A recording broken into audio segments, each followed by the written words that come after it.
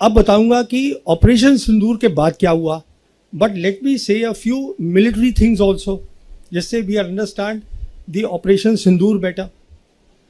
तो इसमें मैं आपको 3 बातें बताना चाहूँगा मिलिट्री वाली। पहली बात, starting from the first war of Kashmir, जब लड़ाई हुई हिंदुस्तान पाकिस्तान की, एक सीज फायर लाइन बनी थी 1 जनवरी 49 को। उसके बाद हमने जंग लड़ी पाकिस्तान के साथ, 65 की लड़ी, 71 की लड़ी। See don't worry about Bangladesh, Bangladesh was a gone case for east Pakistan, for Pakistan, because east Pakistan जो था in any case was 1200 kilometres across India. There is no way they could have brought their operational logistics there for war. वो नहीं हो सकता था, वो तो जाना ही था। बट इम्पॉर्टेंट बात यह है, किसी भी जंग में हम वो मिलिट्री लाइन को ऑब्लिटरेट कर ही नहीं पाए। जो सीज फायर लाइन थी आज वो कायम है with a new name, line of control. तो हमें क्या करना चाहिए था? हमें ये करना चाहिए था कि 1990 में जब प्रॉब्लम शुरू हुई कश्मीर की, जब पाकिस्तान ने प्रॉक्सी वॉर अपनी शुरू करी, हमको अपनी कन्वेंशनल कैपेबिलिटी बनानी चाहिए थी।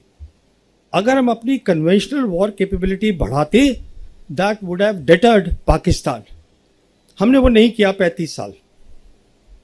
तो एक जो मिलिट्री इशू था प्रॉक्सी वॉर का, proxy war is a military issue, जिसको आपको मिलिट्री मीन से खत्म करना था by building a capability that would deter Pakistan or tell Pakistan that look, there will be a problem if you continue with what you are doing. We never did that.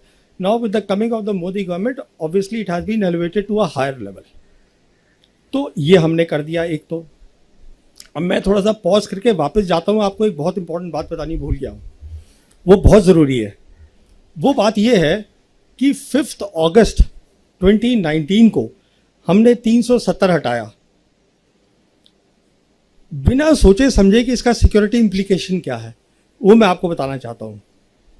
हुआ क्या कि 6 अगस्त को parliament में union home minister Amit Shah ने कहा कि we will be making now the state of Jammu and Kashmir into 2 union territories. उसमें Pakistan occupied Kashmir और गिलगित बल्टिस्तान हिस्सा होगा union territory of Jammu and Kashmir, Aksai Chin हिस्सा होगा लद्दाख यूनियन टेरिटरी की, लद्दाख की। The same day, Chinese rejected that. They protested. They said, Akshay Chin is with us. It was always with us. You can't show it on your maps, new maps, as part of the Ladakh Union Territory. 11th August को 2019, Jay Shankar as the External Affairs Minister, he traveled to China to meet up with his counterpart Wang Yi to explain to him that look, we have made the maps, but it does not change our position on the ground as far as line of actual control is concerned. China rejected that suggestion. Meanwhile, 370 जब हटा तो पाकिस्तान में भी खलबली मची। The then Prime Minister Imran Khan and the Army Chief Bajwa, General Bajwa, they both went to China to confabulate with the leadership there. Xi Jinping gave personal time to General Bajwa और उन्होंने general Bajwa को ये कहा कि आप development पे focus करिए। मुझे ये बात ऐसे पता है कि अप्रैल 2022 में पाकिस्तान की जो सरकार थी उस समय इमरान खान की, they release the first national security policy and I was one Indian they had invited there. तो वहाँ प्राइम मिनिस्टर भी बोले, वहाँ आर्मी चीफ भी बोले, उसके बाद आर्मी चीफ और मेरी बातचीत हुई। तो मैंने उनसे पूछा, मैंने कहा जी आपकी नेशनल सिक्योरिटी पॉलिसी है, it all talks about connectivity and development, what about the Kashmir issue? So he told me that I had a long meeting with Xi Jinping and Xi Jinping told me personally that you focus on development. What Bajwa did not tell me is that Xi Jinping also told him, जहाँ तक security का ताल्लुक है पाकिस्तान की, we take responsibility for that. तो हुआ क्या, अगर हम लोगों ने ध्यान से देखा होता तो 2 चीजें होनी शुरू हो गई 2019 से। On the political side, the entire Chinese leadership, Xi Jinping downwards, they kept saying that we will support Pakistan security and sovereignty. खुलेआम बोलते थे वो, हमने उसको नज़रअंदाज किया। दूसरी तरफ the Pakistan air force and the प्लाफ PLA air force, they started doing advanced exercises 2019 से शुरू कर दी। काराकोरम में करते थे, वो जो हमारा कॉम्बैट एरिया वहाँ उन्होंने शुरू करा, हमने उसको ध्यान ही नहीं दिया। नॉट ओनली दैट, उस समय से क्या देखा हमने 2021 के अंदर उन्होंने पाकिस्तानी ऑफिसर्स को अपनी वेस्टर्न थिएटर कमांड में एम्बेड कर लिया। Western theatre command is responsible for Arunachal Pradesh. कहने का मतलब ये है जो उनके इंपॉर्टेंट जितने भी मिलिट्री ऑर्गेनाइजेशन थे वो उसका हिस्सा बना लिया उनको, so that they better understand how to tackle India. हमने इस सब चीज़ को देखा ही नहीं बिल्कुल। तो सिचुएशन ये है कि हमें एक बात समझ में नहीं आई हमारी मिलिट्री लीडरशिप को कि it is no longer after 5th August 2019 about India Pakistan. It is no longer about a two front war. China आपसे लड़ाई नहीं लड़ेगा, उसको ज़रूरत ही नहीं है लड़ाई लड़ने की। It was since then about one front reinforced war, जो मैं 2019 से अपनी 2 किताबों में लिख चुका हूँ। Basically what meant that was, I explain that this is the term that I coined, and I said what this is, you will fight with Pakistan, but China will be helping Pakistan to the hilt without showing its hand.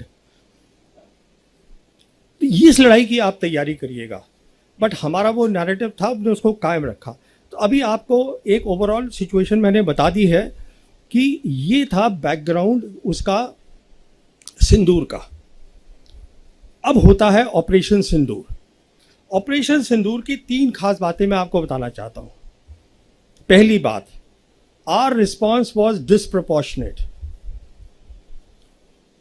एक terror attack हुआ, हमने उसको जवाब दिया with a conventional war, that too at the highest level. Hindustan और पाकिस्तान के बीच में the 2 air forces will lead the war period. और ये हमने पहली बार नहीं किया, हमने किया था बालाकोट में पहली बार 2019 में, and we expose the limitations of the Indian air force. मिसाल के तौर पर हमने बालाकोट में हमारी एयरफोर्स ने ऑपरेशन बंदर करा, चुपके से जाकर वी कॉट देम अनअवेयर, उनके रडार्स बंद थे, we cross their air space और हम अपना BVR छोड़कर आ गए। Next morning they retorted, they came back to us with a response which is what they call the Operation Swift Retort। याद होगा आप लोगों को, दिन के टाइम उन्होंने किया और उनका फोकस क्या था? उनका फोकस था military targets, not non military targets. आप कभी एयरफोर्स नॉन मिलिट्री टारगेट्स पे इस्तेमाल नहीं करते बाबा। उनका फोकस था मिलिट्री टारगेट, और उन्होंने क्या देखा, हमारी इलेक्ट्रॉनिक वॉरफेयर बहुत कमज़ोर थी। सिंपल वर्ड्स में इलेक्ट्रॉनिक वॉरफेयर का मतलब ये होता है कि काबिलियत की आप दूसरे का कम्युनिकेशन को जैम कर दे। तो हमारे जो ऑफिसर थे उनका कम्युनिकेशन जैम हो गया, he was taken prisoner of war. हम कुछ लेसन नहीं सीखे, बट वो सीख गए कि इलेक्ट्रॉनिक वॉरफेयर पे फोकस करो। This is the key to the modern warfare. Electronic warfare होता है what is called, I won't give a technical explanation, it is something that is called electromagnetic spectrum. बहुत ज़रूरी चीज़ है। होता क्या है कि एटमॉस्फेयर में 7 तरीके की इलेक्ट्रोमैग्नेटिक वेव्स हैं। एक मिसाल के तौर पर है विजिबल लाइट। जैसे आप लोग मुझे देख रहे हैं, मैं आपको देख रहा हूँ, this is only possible because visible light है। सिमिलरली एक एक्सट्रीम पे है उनके रेडियो वेव्स, जिससे हम कम्युनिकेशन करते हैं। एक्सरे होती है जो हमारी एक्सरे मशीन में काम आती हैं। माइक्रोवेव है जो हम माइक्रोवेव चलाते हैं। कहने का मतलब ये है, ये जो चीज़ है इलेक्ट्रोमैग्नेटिक स्पेक्ट्रम, अगर आप किसी भी फौज के पास एक काबिलियत है इसमें compete करने की, तो वो लड़ाई जीत जाएगा। दूसरा अगर उसमें नहीं compete कर जाएगा, वो लड़ाई हार जाएगा। It's simple as that. This is today the crux of the modern warfare, to have a superiority in the electromagnetic spectrum, and the part of that is electronic warfare. How do you jam the communication of the enemy? This is the lesson that they learned. As a consequence of that, देखिए हमने अपनी आंखों पे पट्टी बांध दी। क्यों पट्टी बांधी वो बताता हूँ मैं। क्योंकि प्राइम मिनिस्टर मोदी ने मई 2014 में जब ये आए हैं, इन्होंने अपनी पहली कंबाइंड कमांडर कॉन्फ्रेंस करी अक्टूबर 2014 में, जिसमें इन्होंने ये कहा कंबाइंड कमांडर्स को कि जो हमारा एनिमी है वो विजिबल है, थ्रेट जो है, no, enemy is invisible, the threat is known. It's a famous statement now made by the Prime Minister, basically saying that we have to focus on the terrorist and not on the Pakistan, which is harboring the terrorists or which is the hub of the terrorism. तो वो focus वो बन गया कि सब conventional war हमें करनी है, हमें काउंटर टेररिज्म को करते रहना है. उसी समय मुझे याद है एयर चीफ हमारे होते थे, एयर चीफ मार्शल अरूप राहा. मैंने उनसे पूछा भी था, मैं कहा ये आप कर क्या रहे हैं, because he started asking a role कि एयरफोर्स का भी रोल होना चाहिए. अरे बाबा, एयरफोर्स को ये था कि सारी ग्लोरी इंडियन आर्मी को मिल रही है, तकमे मिल रहे हैं, उनको ऑनर मिल रहा है टेररिस्ट मारने का, तो हमें मिलना चाहिए. So that entire line of leadership of the Indian air force, they also way very happy कि हमें भी ऐसा रोल दीजिए कि हम टेररिस्ट के खिलाफ काम करें. तो हमने 2019 में कोई लेसन नहीं सीखा.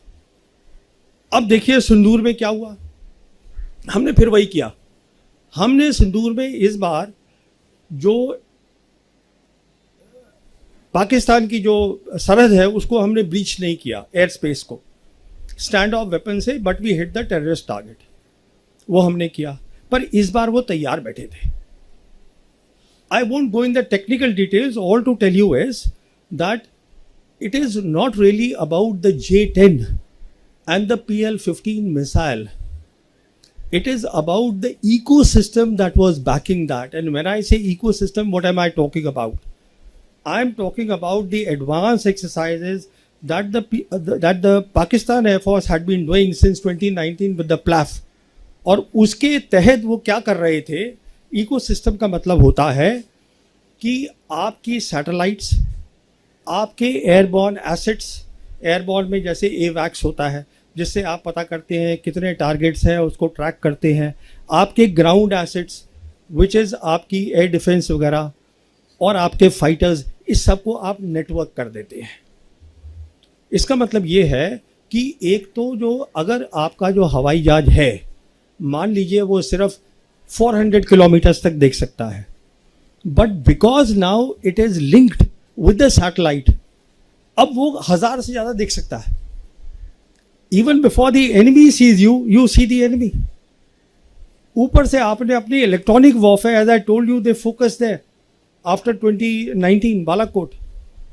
तो जब उन्होंने मिसाइल फायर करी है, एक तो हमको पता नहीं चला कि मिसाइल फायर हुई है, और दूसरा क्या हुआ है कि हमारा जो सिस्टम था रफाल का, उसमें ये काबिलियत नहीं थी कि उसमें हम आइसा रेडार बोलते हैं जो PL-15 में है, वो काफ़ी पावरफुल था, उसने उसको जैम कर दिया.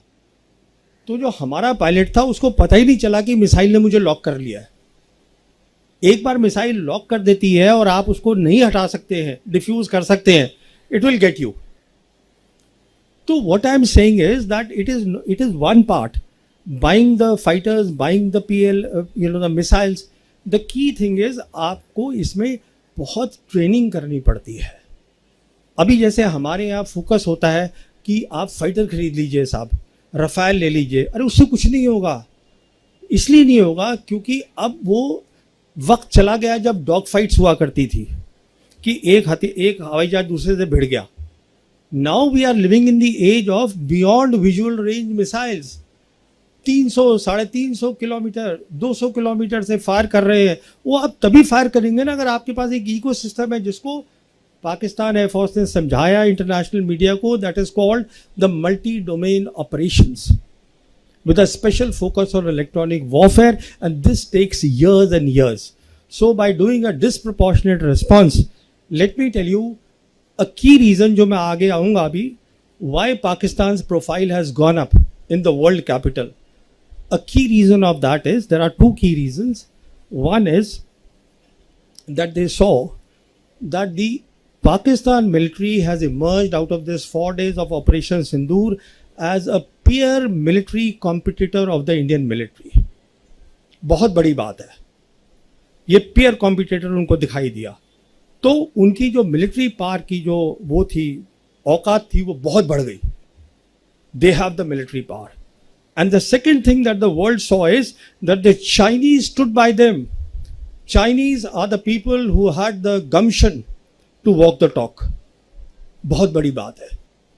तो पहली तो ये बात हुई, डिसप्रोपोर्शनेट रिस्पॉन्स से हमने अपनी इंडियन एयरफोर्स की काबिलियत को दिखा दिया और हमारे लॉसेज हुए हैं. I don't want to go into those losses at this stage. तो कहने का मतलब ये है कि आप जो हम बोल रहे हैं, देखिए, we have to be objective about things. और ऑब्जेक्टिविटी हमें ये बताएगी कि अगर आप ज्योग्राफी देखिए पाकिस्तान की ज्योग्राफी ऐसी है जो इलोंगेटेड है, उसमें डेप्थ नहीं है. उसकी जितनी भी एयरफील्ड्स हैं वो 2050 किलोमीटर के अंदर अंदर हैं सारी की सारी मैक्सिमम. और जो हमारा S-400 है, हमारे ब्रह्मोस है, वो उसको इजीली कवर कर सकता है. Now what they have done is they have gone to China, and China is giving them a deadly combination of what is called the J-35A and the HQ-19, which is the air defense system. बहुत powerful air defense system है. It is meant for the IRBMs, intermediate range ballistic missiles, and the KJ-500, which is the airborne assets. तो ये एक बहुत बड़ा combination है जो उनको मिल रहा है. And I won't be surprised, वो पैसे वैसे नहीं लेंगे, उसको ऐसे ही दे देंगे क्योंकि उनको फ़ायदा हो रहा है दो तरीके से. एक तो फ़ायदा हो रहा है कि विदाउट फाइटिंग उनके जो हथियार हैं they are getting operationally validated, उनकी आर्म सेल बढ़ेगी. दूसरा फ़ायदा हो रहा है, they are cutting India to size through Pakistan. बहुत फ़ायदा है. तो कहने का मतलब ये है, दोनों ने लेसन लड़े हैं, सीखे हैं, पर हमारा लेसन जो है हमें उस पर ध्यान देना है.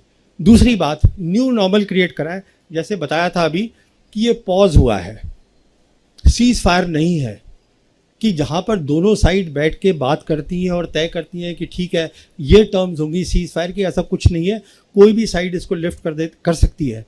कहने का मतलब है we are today living at the age of war.